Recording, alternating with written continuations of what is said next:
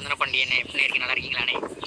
ஆனால் மீண்டும் ஒரு காலில் நம்ம சந்திக்கிறோம். ஆனால் இது இப்போது நம்ம போடக்கூடிய பதிவுகள் வந்து புதுசாக ஒரு சேனல் தொடங்கியிருக்கோம்னே, தெற்குச்சிமே அப்படின்னு சொல்லி.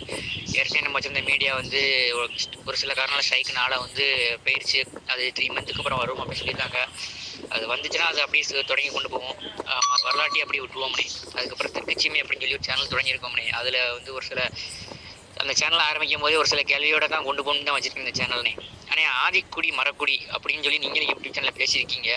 ஆனால் அப்படி இருந்தும் ஒருத்தன் வந்து ஒரு கல்யாண சுந்தரம் என்கிற ஒரு நபர் வந்து நாங்கள் தான் மொதக்குடி அப்படின்னு சொல்லி பேசிட்டு வரோம் நம்ம சமூகத்தில். இது உண்மையா அப்படின்னு? அதாவது பாண்டிய மரவர் மீடியா போயிடுச்சு, திரும்ப மீண்டும் இன்னொரு மீடியா வந்திருக்கு அப்படின்னு சொல்றீங்க. கண்டிப்பா அது வந்து விழ எழுவோம். அது நமக்கு வந்து ஒன்றும் புதுசு கிடையாது. ஒரு போர்னாலும் சரி, அதில் போரில் விழுறதும் எழுறதும் மறவர்கள் வாழ்க்கையில் எழுதப்படாத ஒரு விதி. ஸோ அதனால் மீண்டும் நீங்கள் பாண்டிய மரவர் மீடியா வரும் அப்படிங்கிறதுல நமக்கு முழு நம்பிக்கை உண்டு. அதே மாதிரி ஆதிக்குடி மறவர் குடி தான் அப்படின்னு நான் சொன்னதுக்கு காரணம் என்ன அப்படின்னு பார்த்தீங்கன்னா, அது நான் சொல்லலை, தொல்காப்பியர் சொல்லியிருக்காரு. பல சங்க இலக்கியங்களில் தொல்குடி அப்படின்னே பல சங்க இலக்கிய பாடல்களில் குறிப்பிடப்பட்ட ஒரே குடி பார்த்தீங்கன்னா நம்ம இந்த இன்றைக்கு முக்குளத்தூர் அப்படின்னு அழைக்கக்கூடிய குடி தான். ஆதி காலத்தில் கள்ளர், மறவர், அகம்படியர் அப்படிங்கிற பெயர்களை கொண்ட இந்த குடி தான் வந்து தொல்குடி. இது தொல்காப்பியர் வந்து பார்த்தீங்கன்னா வெற்றி மறவர் கொற்றவையை வணங்கி ஆகோட்கு செல்லுதலை வந்து குறிப்பிட்டுள்ளார். அதாவது என்னன்னா, ஆணிரை கவர்தல் அப்படிங்கிற ஒரு நிகழ்வு. இது வந்து பாத்தீங்கன்னா மிகப்பெரிய தொல்குடிகள் செய்த ஒரு விஷயம். இது வந்து முற்றிலுமாக முக்குளத்துவ சமூகத்துக்கே சார்ந்தது. அப்படின்னா ஆதிக்குடி யாருன்னு அப்படின்னு பாத்துக்கோங்க.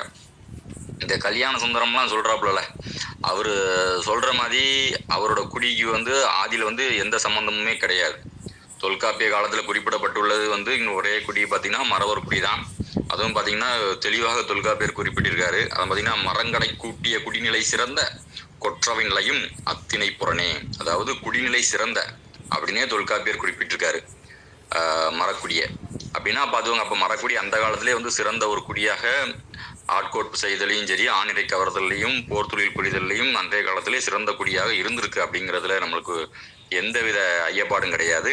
மூதின் முல்லை அப்படிங்கிற வார்த்தைகள் பயன்படுத்தப்பட்ட ஒரு குடி பார்த்தீங்கன்னா அதுவும் முக்குளத்தோர் குடி தான்.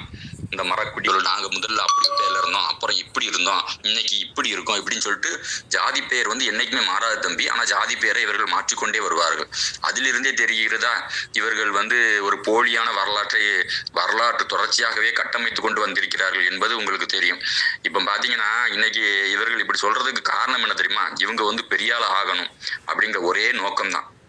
இன்னைக்கு பார்த்தீங்கன்னா இவர் செந்தில்ராஜன் அப்படிங்கிறவர் ஒரு புக் எழுதியிருக்காரு. அதில் பார்த்தீங்கன்னா ஈவே ராமசாமி பெரியார் அவர்களை பற்றி தவறுதவறாக எழுதியிருக்காரு. இதில் அச்சிடும் அந்த அச்சிடக்கூடிய பப்ளிஷர் இருக்காங்களே, அவங்க கேட்டிருக்காங்க, இப்படி பெரியாரை தப்பா எழுதியிருக்கீங்களே, இதை நான் எப்படி பப்ளிஷ் பண்ணுறது, எதற்காக இப்படி எழுதுறீங்க அப்படின்னு கேட்டதுக்கு அவர் சொன்ன கருத்து வந்து இன்னைக்கு மீடியாக்களில் வந்து வெளியாகி இருக்கு. அவரே சொல்லியிருக்காப்புல. அதாவது எதற்குன்னு பார்த்தீங்கன்னா, அவர் வந்து இதன் மூலமாக நான் வந்து நிறைய பிரபலமாயிருவேன், ஒரு 1,00,000 பேர் 2,00,000 பேருக்கு நீ ஈஸியாக தெரியப்படுத்திடுவேன். ஸோ பெரியார் பற்றி தப்பா பேசினாதான் நம்ம மிகப்பெரிய ஆளாக முடியும் அப்படின்னு பேசியிருக்காப்ல. ஸோ வந்து பார்த்தீங்கன்னா இவங்களுக்கு வந்து தன்னை வந்து முன்னிலைப்படுத்தணும். அவர்களுக்கு வரலாறு அதெல்லாம் நோக்கம் கிடையாது. இந்த இளைஞர்களுக்கு இந்த போதை ஊசியை செலுத்துற மாதிரி நீ தான் பாண்டியன், நீ தான் வந்து பேருக்கு பின்னாடி தேவர்னு போட்டுக்கோ அப்படி இப்படின்னு ஒரு போதை ஊசியை வந்து இளைஞர்களுக்கு வந்து செலுத்திட்டு வராங்க. இவர்களோட நோக்கம் என்ன? தான் முன்னிலைப்படுத்தணும். இந்த சமூகம் எப்படி, வேற எந்த நோக்கமும் கிடையாது தம்பி. இவர்களுக்கு இந்த ஒரு நோக்கம் தான்.